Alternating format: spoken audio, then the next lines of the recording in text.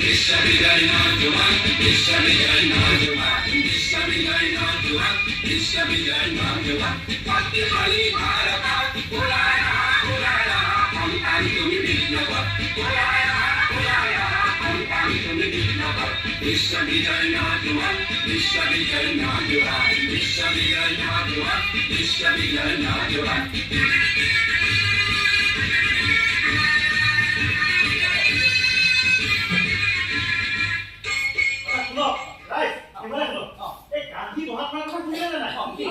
আমি কি এতিয়া ব্ৰিটিছৰ অধীন হৈ থাকিম নেকি?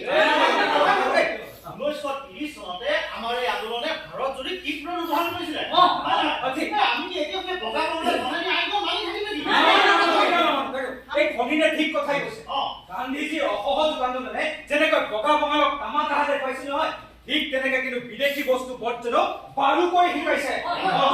ৰাইজসকল, মোৰ মতে এই বগা বঙাল ইমান সহজতে ভাৰতীয় ভিতৰত জাতি নহয়। কিয় মানে ভগত সিং আৰু মহাত্মা গান্ধীৰ মতৰ যথেষ্ট অমিল আছিল। ভগত সিঙেতো ভাৰতীয় নাগৰিকৰ সম্পূৰ্ণ স্বাধীনতা বিচাৰিছিল আৰু নেতাজীয়েও কৈছিল তেজৰ বিনিময়ত মিলিব বিশুদ্ধ স্বাধীনতা। সেইটো কাৰণে মানুহ জংকী হৈ উঠিব লাগে আৰু বগা বঙালক য'তে পায় ত'তে মাৰি যাব লাগে, কাটি যাব লাগে। তেনেদৰে স্বাধীনতা আহিব বুলি আপুনি খাটাংক ক'ব পাৰিবনে?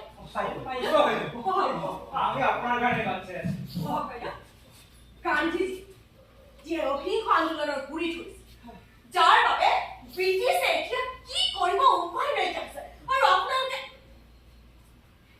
এইগৰাকী কাৰ ছোৱালী? এইজনী সেই মোৰেই নাতিনী। সৰুতে মাক দেউতাক ঢুকাল, এতিয়া সেই মোৰ ৰাষ্ট্ৰই ডাঙৰ হৈছে।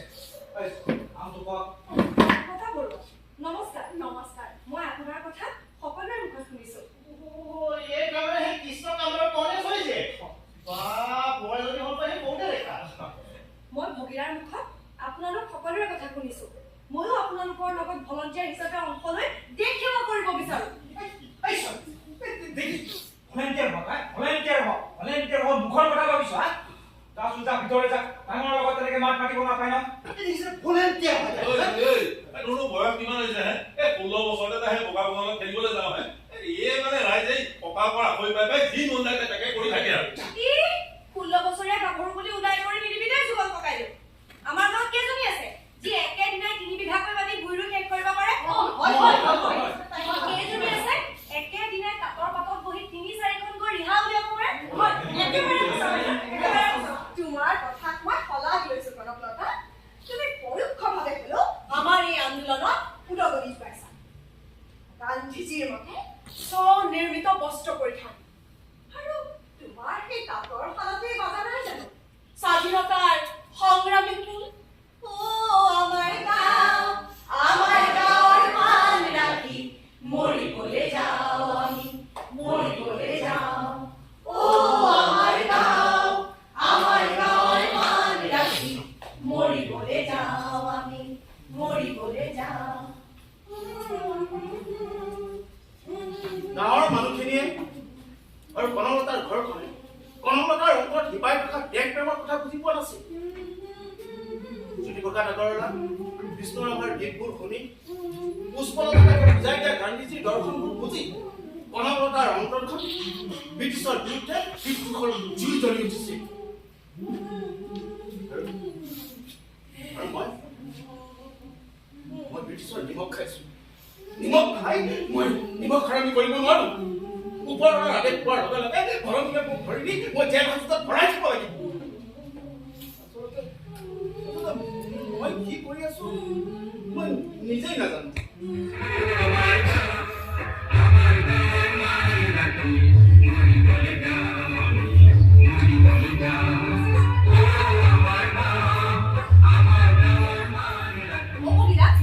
মই যদি মোৰ মনৰ কথা পুষ্প বাইদেউক ক'ব পাৰিলোহেঁতেন, তই কিবা এটা সুবিধা কৰি দেচোন।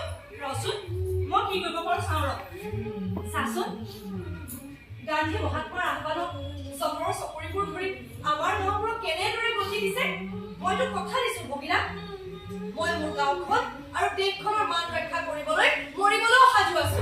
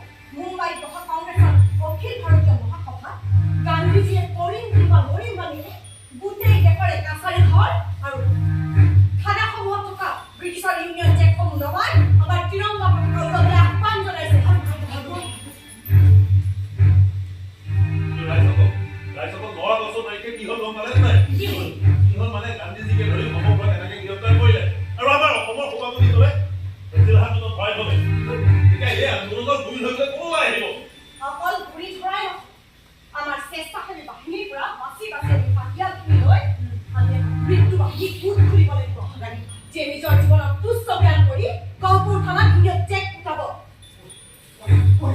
আৰু এই গোটেইখিনি দায়িত্ব জুতি পকাই লৈ মোকেই অৰ্পণ কৰিব এই কামখিনি কৰিবলৈ আমি কেতিয়া যাব লাগিব কিবা নিৰ্দিষ্ট নিৰ্দেশ আছে নেকি? মই কোৱা খবৰ অনুসৰি অহা 20 ছেপ্টেম্বৰৰ দিনটোৱে খাতাৰ পৰা 20 আপোনালোকে কথা পাতক মই গাঁৱৰ ৰাইজক খবৰটো দিম। মই কিন্তু কথাবোৰ বৰ ভাল পোৱা নাই চাব এই আন্দোলনৰ ভুল ধৰিবলৈ কোনো নাহে সকলো পলাব ইয়াৰ পৰা তই পলাবি নেকি যুগল ককাই দিয়ক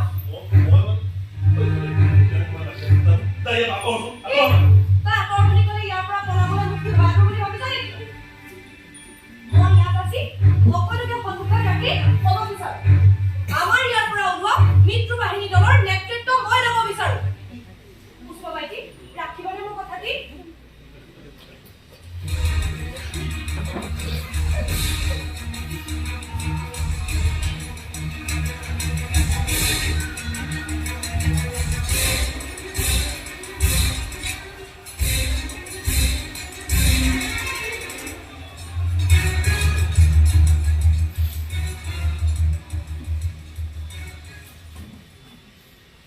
নাই নাই ইমান বৃহৎ এটা মৃত্যু বাহিনী দলৰ নেতৃত্ব পুষ্পলতা দাসে গণপতাৰ দৰে সৰু ছোৱালীক দিব বিচৰা নাছিল এফালে গহপুৰ থানাতো আমি এইবোৰ কথা কিছু অনুমান পাইছোঁ কিন্তু সঠিক সূত্ৰ উলিয়াব পৰা নাছিল ওপৰৱালাৰ নিৰ্দেশ আছে ভলণ্টিয়াৰ পালে জেল হাজতত ভৰাই থোৱা মই বোলো হ'ব চাওক আমি আপোনাৰ নিমখ খাইছোঁ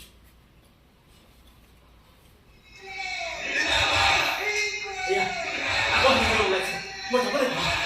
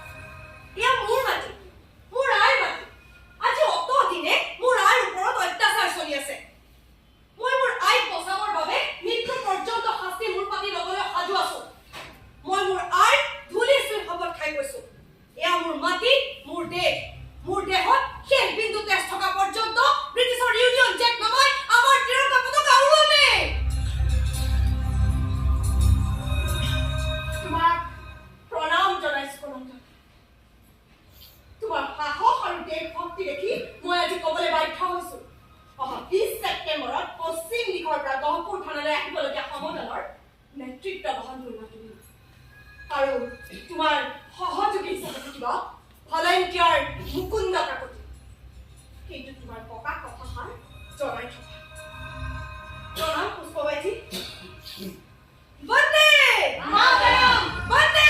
Mataram! Vindro! Vindabad! Vindro!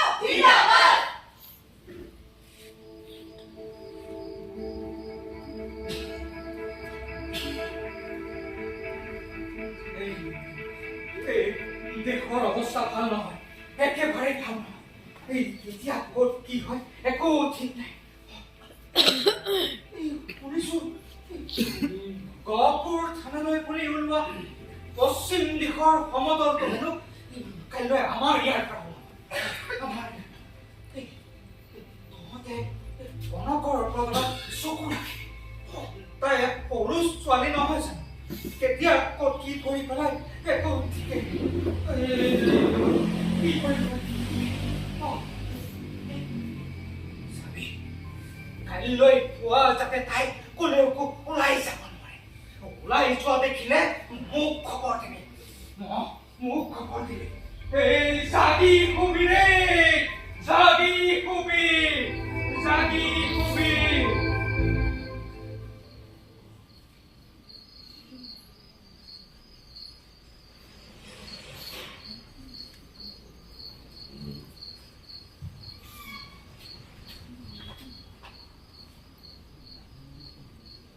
আজি 19 ছেপ্টেম্বৰৰ নিশা গহপুৰৰ দাৰোগা ৰেৱতী মোহন চুম চাহাবে জনাইছে অহাকালিলৈ ৰাতিপুৱা গহপুৰৰ পূব পশ্চিম উত্তৰ দক্ষিণ চাৰিওদিশৰ পৰা সমদল আহি আমাৰ থানাত উপস্থিত হ'ব গতিকে সিহঁতক যিকোনো প্ৰকাৰে বাধা দিব লাগে চাহাব ইমান বৃহৎ এটা সমদল আমি কেইজনমান চিকাৰীয়ে বাধা দি ৰাখিব পাৰিম জানো Cengori Ihat kali hatore ayo. Toto banduk ase, laki ase, penole, kuliah be. Kisa, kiwan berjanu, amare apun manu nohal. Kami janu, kiwan tu guliah bo pari. Nonsense. Tumi kan memang kaisai.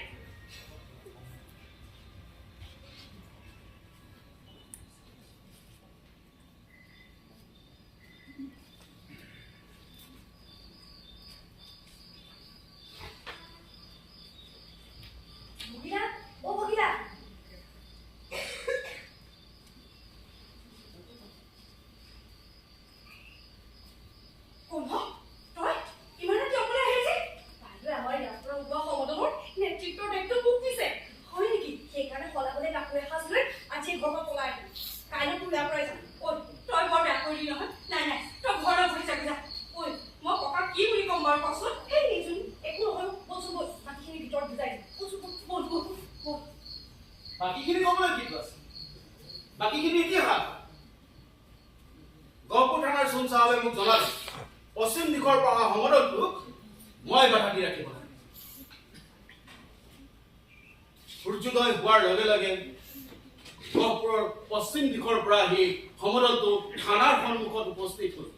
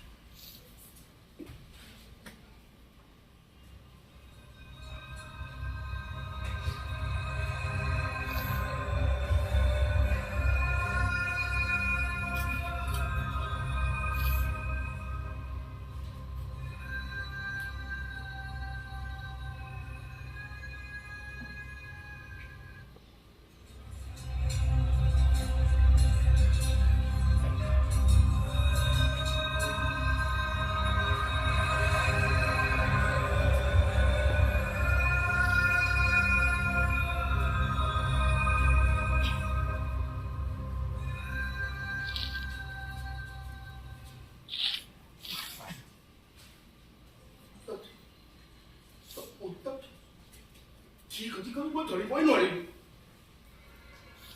চাৰিওফালে হুলস্থুল লাগিল আৰু মই মাজত ঘৰ লাগিব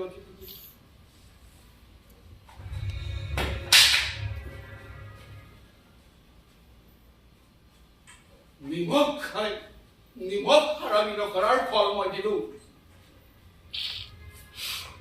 হঠাৎ দেখিলোঁ ঘৰৰ কেইজনমান মানুহ আহি কনকলতাৰ ভিতৰতে উঠাই লৈ গুচি গ'ল মুকুন্দ কাকতি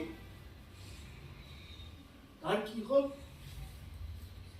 গম নাপাওঁ হঠাৎ দেখিলোঁ এজন যুৱকে পাতাকা লৈ মোৰ ফালে দৌৰি আহি মোৰ মুখত থুৱাই গহপুৰ থানাৰ ফালে দৌৰি দৌৰি চিঞৰি চিঞৰি কৈ থৈ গ'ল তই এজন নপুংসক, তই কাপুৰুষ, তই ব্ৰিটিছৰ গোলামী কৰি কৰি নিজৰ দেশ আৰু মাটিকো নিচিনিলি।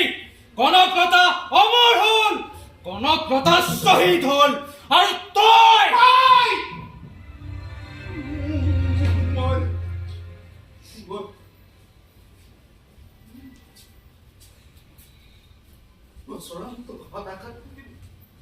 মই আৰু ৰ'ব নোৱাৰিলোঁ মই গৈ সেই কুৱাটোত জাপ মাৰি দিলোঁ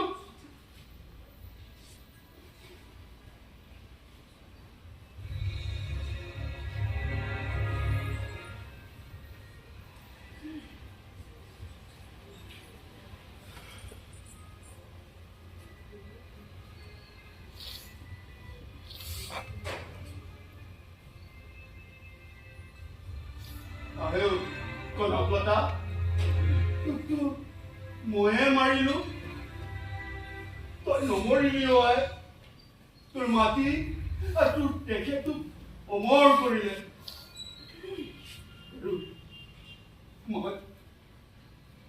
মই মৰিও মৰিব নাজানিলোঁ বৃহৎযুক্ত আত্মা হৈ এই মাটি আৰু এই দেশত কৰা গাদ্দাৰৰ বাবে তোৰ ওচৰত ক্ষমা বিচাৰিছো আই কনকলতা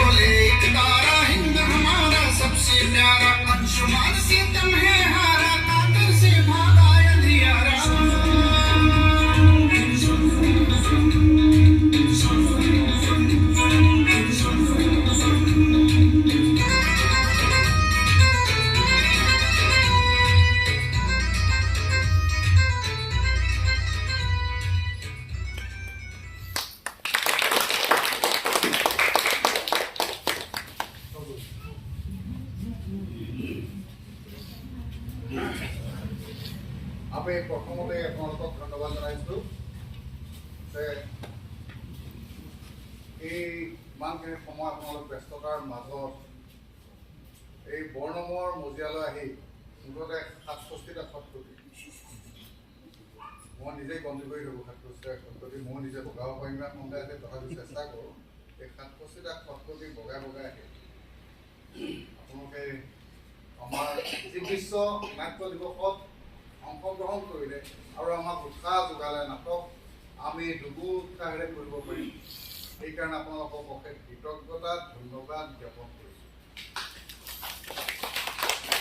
আপোনালোকৰ আশীৰ্বাদেই আমাৰ আগুৱাই যোৱাৰ পথ নিৰূপণ কৰিব গতিকে ভৱিষ্যতলৈ এনে বহু কাৰ্যসূচীত আপোনালোকক প্ৰয়োজন হ'ব আপোনালোকে আমাক আশীৰ্বাদ কৰিব দিহা পৰামৰ্শ দি যাব আৰু পুনৰবাৰ আজিৰ উপস্থিতিৰ বাবে আপোনালোকক ধন্যবাদ জনাইছোঁ আমাৰ আজি এই সমগ্ৰ শিল্পী যিয়ে ইয়াত অভিনয় কৰিছে অংশগ্ৰহণ কৰিছে তেওঁলোকৰ উপৰিও আমাৰ মিউজিক বা অংশগ্ৰহণ নকৰা বৰ্ণমৰ সকলো সদস্যলৈ আমি কৃতজ্ঞতা জ্ঞাপন কৰিছোঁ ধন্যবাদ দিছোঁ বহুত ব্যস্ততাৰ মাজত এই কাৰ্যসূচীত ল'বলগীয়া হৈছে আৰু সেইটো সদায় থাকিব ব্যস্ততাৰ মাজেৰে চিন্তা চৰ্চাই নহ'লেতো পুৰা সম্পূৰ্ণ যদি আজৰি সময়ত এইটো কাম হ'লে যায় তেতিয়াহ'লে কেতিয়াও মাজত কৰা নহয় বা কেতিয়াও নহয় যিকোনো কামেই নহয় গতিকে ব্যস্ততাৰ মাজেৰে কৰিব লাগিব কামৰ মাজে মাজে কৰি থাকিব লাগিব আমাৰ মাজত আজি বহুতখিনি মানে নিমন্ত্ৰিত বহুত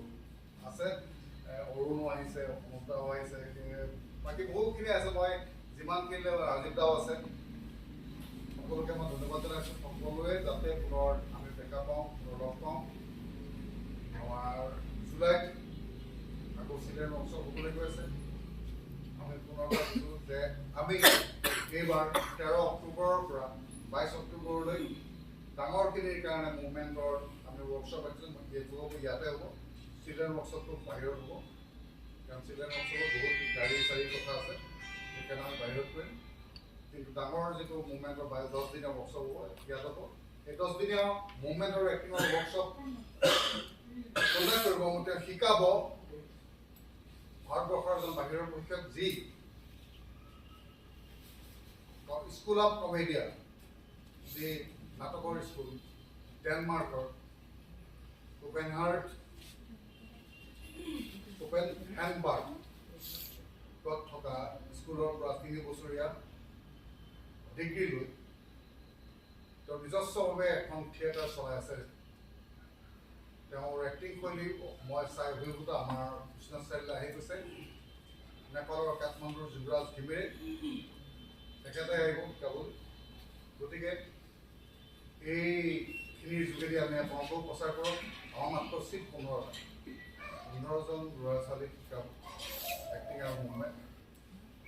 আৰু এনেকৈ আমি কাৰ্যসূচী হাতত লৈ আছোঁ। অহা বছৰলৈ আমাৰ আৰু এটা কথা আছে, অহা বছৰলৈ আমাৰ যি আন্তঃৰাষ্ট্ৰীয় নাট সমাৰোহ হয়, অহা বছৰলৈ সেই নাট সমাৰোহৰ 10 বছৰীয়া বৰ্ষপূৰ্তি, তাৰ লগত জড়িতাকৈ আমি এখন অসমীয়া নাটক, মানে অনুবাদৰ অসমীয়া নাটক এখন কিতাপ মানে উলিয়াম বৰ্ণনৰ ফালৰ পৰা।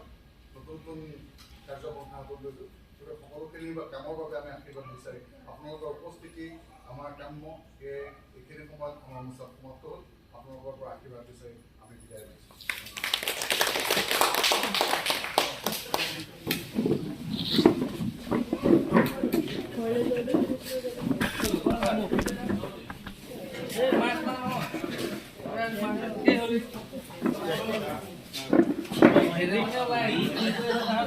তুমি যাওঁতে দেখাই নাপালো।